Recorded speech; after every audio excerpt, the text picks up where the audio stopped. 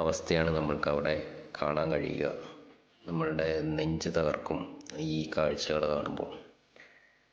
എത്ര മനസ്സാക്ഷ്യം മരവിച്ച ആളാണെങ്കിലും അവിടെ പോയി കഴിയുമ്പം നമുക്കത് താങ്ങാൻ കഴിയാത്ത വിധത്തിലാണ് അവിടുത്തെ ഓരോ കാഴ്ചകളും. ജീവിതത്തിൽ എന്തെങ്കിലും തിരുത്തണം എന്നൊരാഗ്രഹമുള്ളവർ ഇവിടെ നിന്ന് പോയാൽ അവിടെ നിന്ന് തുടങ്ങാം നിങ്ങളുടെ പുതിയ ജീവിതം. കാരണം അതുപോലത്തെയാണ് അവിടുത്തെ നമ്മൾക്ക് കാണാൻ കഴിയുന്നത്.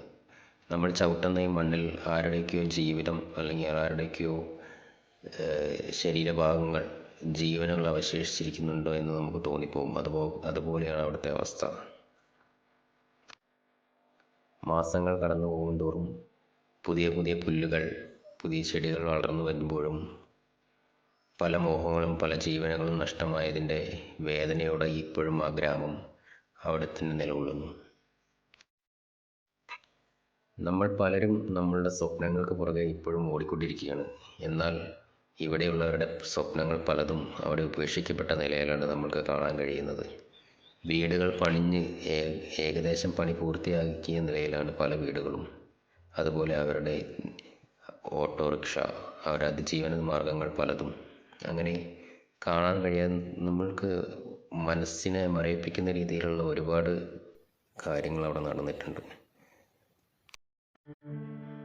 എത്രയൊക്കെ നമ്മൾ വീഡിയോ അല്ലെങ്കിൽ അതുപോലുള്ള ദൃശ്യമാധ്യമങ്ങളിൽ അതിലും വലിയൊരു ഇതാണ് നമുക്ക് നേരിട്ട് അവിടെ പോയി കാണാൻ കഴിയുന്നത്.